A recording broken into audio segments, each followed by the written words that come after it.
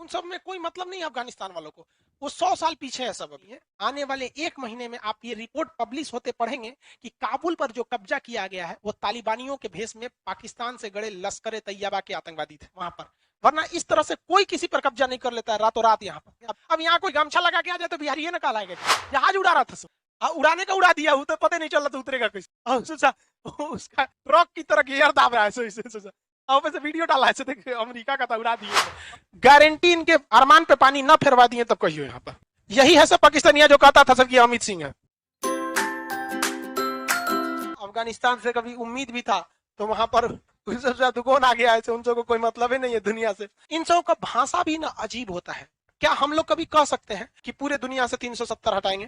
भाई दुनिया से हमको क्या मतलब है? वो स्टेटमेंट देके कहता है कि हम महिलाओं के अधिकार का संरक्षण करेंगे लेकिन पूरी दुनिया के महिलाओं को बुर्का पहनना पड़ेगा। मतलब बिना हाथ पर पूरी दुनिया के महिलाओं को यहाँ पर अजीब हाल है। इन सबको कुछ समझ में नहीं। ये केवल इसलिए जीते हैं सब कि वहां पहाड़ है। एक बार राजस्थान में घेरा जाएगा सब ना, खुला दूर तक एकदम। अरे भाई यहाँ पे सब कुछ गोली मारने की जरूरत नहीं, टैंक लेके कचार दो पूरा यहाँ पे। अरे वो जीते हो भगवान भरोसे वहां पे। भारत में भी जो नक्सलाइट जीतते हैं सब ना कहीं कहीं अभी तक बचे हैं जंगलों के वजह से। हाँ तो अपने को वीर नहीं समझ जाना चाहिए। एक बार जब थोड़ा मिलो तो आमने सामने थोड़ा सा मुलाकात होती है हवेली पे। उल्टा सीधा काम करता है यहाँ पे। सब में कोई मतलब नहीं अफगानिस्तान वालों को। वो 100 साल पीछे है सब। अभी आप अगर भारत को देखना चाहते हैं कि 1857 में भारत कैसे था तो आप अफगानिस्तान को अभी देख लीजिए। उन सबको कोई सबसे मतलब नहीं है, बस उसको कहना है जीत गए। जहाज उड़ा रहा था सब, उड़ाने का उड़ा दिया, तो पता नहीं चल रहा था उतरेगा कैसे, लेके उड़ गया सब। सोचा उसका ट्रक की तरह गियर दाब रहा है। सोचा अब से वीडियो डाला है, देखिए अमेरिका का तो उड़ा दिए हैं। अपने बतिया रहा है उतर तो कैसे रही। अभी के वक्त में हम लोगों को सेंट्रल एशिया से व्यापार करना है। इन लोगों के पास सबसे बड़े मात्रा में खनिज संपदा है। खनिज का मतलब पेट्रोल है, डीजल है, गैस है, कोयला है, तांबा है, सोना, यूरेनियम, हीरा। मतलब हम लोगों की जरूरतों को पूरा करने के लिए यहाँ पर पर्याप्त मात्रा में क्या चीज है, संसाधन अवेलेबल है। इनको लाने के लिए भारत में आपको अफगानिस्तान पार करना ही पड़ेगा। तो पाकिस्तान, अब आप कहेंगे सर अफगानिस्तान पार करना पड़ेगा तो पाकिस्तान को भी तो पार करना पड़ेगा। हमारे लिए तो खतरनाक कौन है? पाकिस्तान है। लेकिन बात समझिए, हम आपको क्या बताएं, सबसे खतरनाक इंसान वो है जिसके पास खोने के लिए कुछ नहीं। पाकिस्तान के लिए पास खोने के लिए बहुत कुछ है। इमरान खान है, उनकी 3 पत्नियां हैं, एयरफोर्स है, नेवी है, फैक्ट्रीज है, सब चीज है। पाकिस्तान के पास खोने के लिए बहुत कुछ है लेकिन अफगानिस्तान के पास खोने के लिए कुछ नहीं। भारत जो है पाकिस्तान पर बैन लगवा देता है FATA के थ्रू, उसके थ्रू बैन लगा देता है पाकिस्तान के ऊपर। तरह तरह की पाबंदियां पाकिस्तान पे लगा दी जाती है, उसको व्यापार करने से रोक दिया जाता है अगर वो डायरेक्टली आतंकवाद को बढ़ाता है तो। लेकिन उस ससुरे में वो कहानी ये है कि उसे हर हाल में भारत से टांग लड़ाना है, चाहे वो उसके औकात के बाहर की रहे तब। इसलिए वो सारा का सारा गेम किस पर खेल जाता है, अफगानिस्तान से। कहता है कि हमारे पास से कोई दिक्कत नहीं, आपको जो ट्रक ले जाना है ले जाइए ना यहाँ पे, बाकी उधर आप समझ जाइएगा। अब वहां पे भी आतंकवादियों को भेज देता है। आप यकीन मानिए आने वाले 1 महीने में आप ये रिपोर्ट पब्लिश होते पढ़ेंगे कि काबुल पर जो कब्जा किया गया है वो तालिबानियों के भेष में पाकिस्तान से गड़े लश्कर ए तैयबा के आतंकवादी थे। ये वास्तविकता है। 15,000 आतंकवादी गए थे, वेल ट्रेंड गए थे वहां पर। वरना इस तरह से कोई किसी पर कब्जा नहीं कर लेता है रातों रात यहाँ पर, अभी ना लड़े हुए वहां पर, पूरा वेल ट्रेंड गए थे। अब भारत के लिए समस्या क्या है कि जितने भी आतंकवादी थे जो पहले पाकिस्तान में ट्रेनिंग लेते थे तो भारत कहता था कि देखिए ये ट्रेनिंग ले रहा है, इससे व्यापार मत करिए, इसको लोन मत दीजिए। तो पाकिस्तान का तो हालत खराब है, वर्ल्ड बैंक में लोन लेने जाता था तो वर्ल्ड बैंक का नियम है कि अगल बगल के पड़ोस से पूछता है, गलत गलत काम नहीं ना करता है, इसका पड़ोसी कौन है? भारत कहता है हमारा सुबह से शाम तक ससुरा खाली बमे बनाता है, मत दीजिए लोन। तो वर्ल्ड बैंक उसको लोने नहीं देती है, चल जाता है एशियन डेवलपमेंट बैंक मनीला के पास, तो उसका भी सेम कंडीशन, पड़ोस से पूछेगा कोनो दिक्कत होता है इससे, पैसा चुका देगा कि नहीं? कहा देखिए एकरा से दिन रात दिक्कत है और पैसा तो ही चुकाने वाला नहीं, इसको लोने नहीं मिलता है।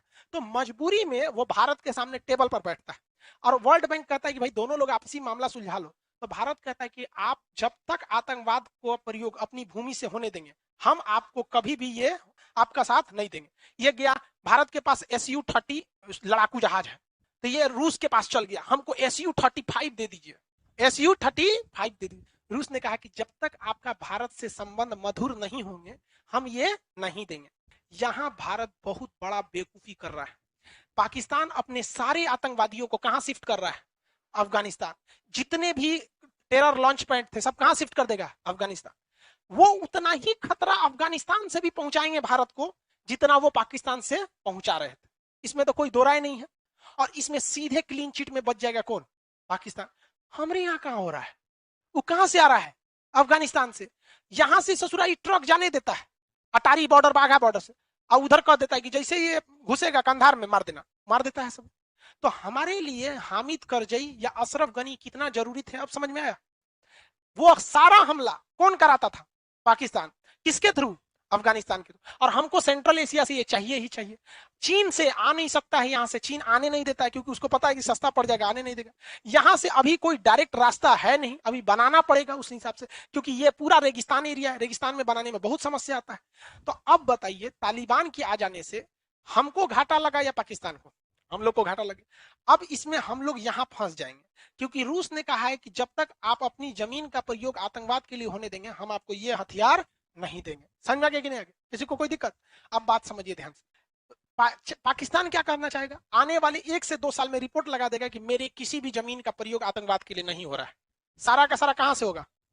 अफगानिस्तान। और अफगानिस्तान कहता है प्रतिबंध मैंने कौन सी होता है, हमारे पास कौन सी होगा करता है कि तू हमको प्रतिबंध लगाएगा? यही ना कहेगा कि लोन नहीं चाहिए, वैसे भी हमको कोई नहीं देता है। यही ना कहोगे कि हमसे व्यापार नहीं करोगे? हमें यहाँ होता कौन चीज? खैनी होता है खाने के लिए, नहीं तो अफीम होता है। वो तो तुम बैन लगाओ चाहे नहीं लगाओ, वो तो बिकना ही है। तो इसके पास ऐसा कुछ नहीं होता है। तो हम लोग फंस रहे हैं किसके जाल में? हाँ, आपको क्या लगता है हम हल्ला किए बिना मानेंगे? हाँ, जब तक 1 साल में वो क्लीन चिट मिलते मिलते हम यूट्यूब पे हल्ला करके महका देंगे इस चीज को। हम छोड़ने वाले हैं जी। अरे भाई साहब, शिक्षक वह व्यक्ति होता है जिसके गोद में निर्माण और विनाश दोनों पलता है। तो हम अगर निर्माण जानते हैं तो हम विनाश भी जानते हैं। तुम प्यार से करते चलो, तुम्हारी सारी मेहनत पहले बर्बाद हो जाने दो, उसके बाद ऐसा हल्ला मचाएंगे ना। तो ऐसी। और भारत सरकार इधर सीधा कहता है कि भाई आप अगर पाकिस्तान को हमसे एडवांस जहाज देंगे तो हम खरीदेंगे नहीं। दूसरा, पाकिस्तान की इतनी औकात कहां है जो भारत इतना हथियार खरीद सके? तो उसको भी ये दिखेगा कि मतलब भारत क्या करना चाहता है। भारत हमारे लिए बड़ा मार्केट है, बट अफगानिस्तान हमारे लिए क्यों जरूरी है? समझ में आ गया कि नहीं आ गया? क्या अब हम अफगानिस्तान के थ्रू व्यापार कर सकते हैं? क्या वो अफगानिस्तान के लोग रोकते हैं? कौन रोकता है? क्या वो तालिबानी आतंकवादी रोकते हैं? नहीं। तालिबानी भेष में क्या होता है? अब यहाँ कोई गमछा लगा के आ जाए तो बिहारी ना कहा लाएगा जी, तो क्या दिक्कत पड़ता है? पाकिस्तानी, अफगानी, इंडिया के शकल सूरत कल्चर में ज्यादा का अंतर नहीं है। अमूमन तो अगर इतिहास उठा के देखें, हम तीनों तो एक ही थे। तो कहीं ना कहीं अफगान के लोग भी हिंदी बोल लेते हैं, टूटी फूटी हिंदी बोल लेते हैं उस तरह से। तो हमारे भी बंगाल के लोग बहुत अच्छा हिंदी नहीं बोलते हैं, उन लोग की भी थोड़ी थोड़ी लड़खड़ा ही हिंदी रहती है। तो हम लोग इसमें हो जाता है। तो ये आप जियोपॉलिटिक्स समझ में आ रहा है कि नहीं आ रहा है अफगानिस्तान का इशू? अच्छा ये बताइए, क्या अफगानिस्तान का कोई सोल्यूशन निकलेगा? हाँ, अभी पीछे अगले 10 साल तक नहीं दिख रहा है। कुछ ऐसी चीजें हैं जो मतलब बहुत ही सॉलिड है, अगर भारत उसको कर देता है तो पाकिस्तान की मजबूरी हो जाएगी, वो अफगानिस्तान के लोगों को कहेगा अच्छा जाने दो यार, नहीं तो हम फंस जाएंगे। लेकिन अभी वो समय सही नहीं है, और अभी हमारे बोलने का मतलब है कि थोड़ा पहले ही उस ससुरा को पता चल जाएगा, इसलिए अभी बोलना उचित नहीं है कि नहीं? तो कहीं कहीं इंसान की जिम्मेदारी बन जाती है। तो जब आप भी आइएगा ना, जब आपको लोग जानने लगेंगे तो आपको कुछ जिम्मेदारी बनती है। अभी वो बताना ठीक नहीं है, नहीं तो क्या करेगा? भाग जाएगा। हम SU-30 वाला अभी बता रहे हैं कि नहीं, धीरे धीरे हम जान रहे हैं, धीरे धीरे भारत के लोगों को पता चले चले चले तेरे महक जाए पूरा भारत। सोचा तू SU-35 खरीद के लाएगा यहाँ पे, गारंटी इनके अरमान पे पानी ना फेरवा दिए तो कहियो यहाँ पर। यही है सब पाकिस्तानिया जो कहता था सर कि अमित सिंह है। हाँ, हम भूल जाएंगे? हम बोलते नहीं तो इसका मतलब ये नहीं कि हम बोल नहीं सकते। बात यह है कि बोलना चाहते नहीं है, क्योंकि हम लोग कभी भी बदला नहीं लेना चाहते, हम बदलाव लाना चाहते हैं, और आएगा एक दिन ये बदलाव जरूर। आप लोग को समझ में आ गया कि नहीं आ गया?